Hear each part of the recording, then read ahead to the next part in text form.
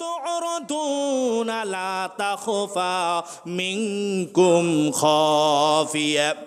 সূরা হাক্কর 18, 19, 20 নম্বর আয়াত।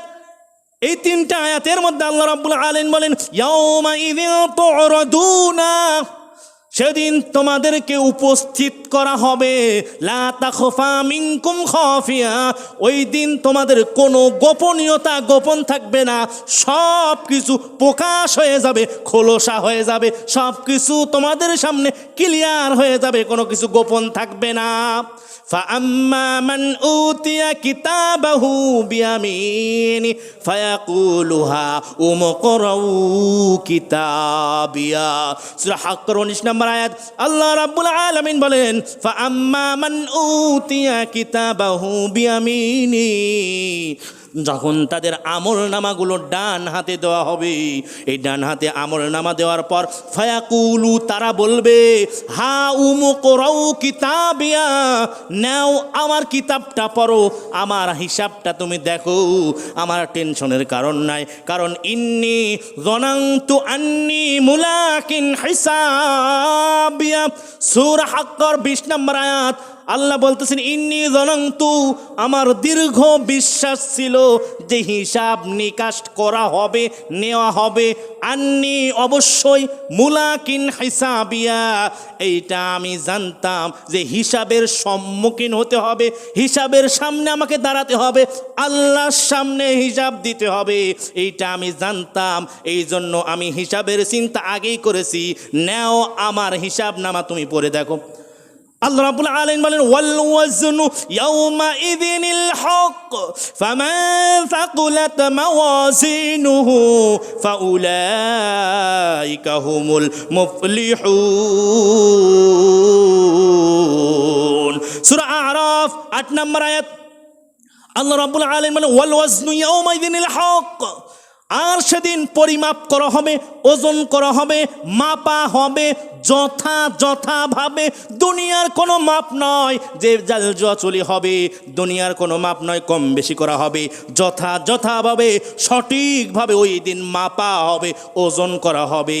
ফামান সাকুলাত মাওয়াজিনুহু ফাউলাইকা হুমুল মুফলিহুন, যাদের পাল্লা ভারী হবে, নেকির পাল্লা ওজন বেশি হবে, একমাত্র কেবলমাত্র তারাই সফল কাম হয়ে যাবে। জোরে বলেন সুবহানাল্লাহ। তাহলে যখন নেকির পাল্লা ভারী হবে, ওজন বেশি হবে, তারাই একমাত্র সফল কাম হবে। এই নেকির পাল্লা ভারী হওয়ার জন্য 3টা বিষয় দরকার, 3টা জিনিস দরকার। এই 3টা জিনিস যদি না থাকে নেকির পাল্লা ভারী হওয়ার সম্ভাবনা নাই। আপনি একটু জীবনের দিকে তাকান, জীবনের দিকে একটু মিলান। 1 নাম্বার হলো আমি যেই ইবাদত করি না কেন আমার ঈমান থাকতে হবে, কারণ ঈমান ছাড়া যতই ইবাদত করি, নামাজ পড়ি, হজ পড়ি, যাকাত দেই, দান সদকা করি, ঈমান না থাকলে বিন্দু মাত্র লাভ নাই। যেমন মনে করেন ওযু ছাড়া কেউ যদি কোটি রাকাত নামাজ পড়ে কোনো লাভ হবে? ওযু ছাড়া কোটি রাকাত নামাজ পড়লে যেমন লাভ হয় না, ঈমান হারা হয়ে, ঈমান ছাড়া যদি আপনি হাজারো দিন ইবাদত করেন, 5 ওয়াক্ত নয় 10 ওয়াক্ত নামাজ পড়লেও ওই নামাজ গ্রহণযোগ্য হবে না। তাহলে ঈমান ছাড়া যদি কোনো আমল করি ওই আমল গ্রহণযোগ্য হবে না। আল্লাহ বলেন ইল্লা মান আমানা ওয়া আমিলা সালিহা ফাউলাইকা লাহুম জাযাউদ দি'ফি বিমা আমিলু। সূরা সাবার 37 নম্বর আয়াত।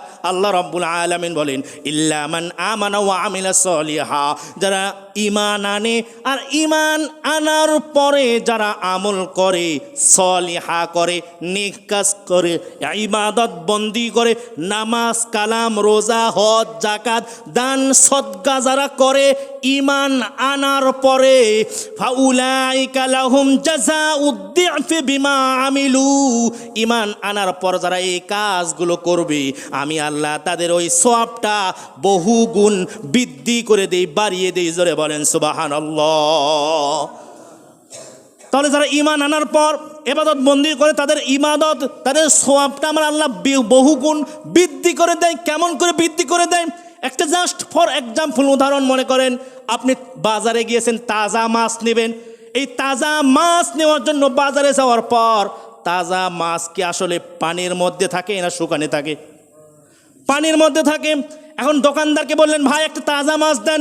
এই মাছটা পানির মধ্যে থেকে এইভাবে উঠানোর পর একটা ঝাঁকি দিয়ে যখন পাল্লায় তুলে দেওয়া হবে, পাল্লায় ঝাঁকি দেওয়ার পর, পাল্লায় তোলার পর কমসে কম 50-60 গ্রাম পানি ওই মাছের ভিতরে থাকে। এই যে পানি থাকার পরেও ওই মাছটা কিন্তু আপনি পানির দামে কিনেন না, ওই পানিটাও মাছের দামে কিনে নেন। আবার মনে করেন মিষ্টির দোকানে যাওয়ার পর, অধিকাংশ মিষ্টির দোকানে যাওয়ার পর মিষ্টি যে ঠোঙ্গা দেওয়া হয়, ঠোল দেওয়া হয়, ওই মিষ্টির ঠোলের 100 গ্রাম, 150 গ্রাম, 200 গ্রাম ওজন। ওই মিষ্টির ঠোঙ্গার ভিতরে মিষ্টি দেওয়ার পর ওই কাগজের দামে মিষ্টি কেনা হয় না, মিষ্টির দামে কাগজ কেনা হয়।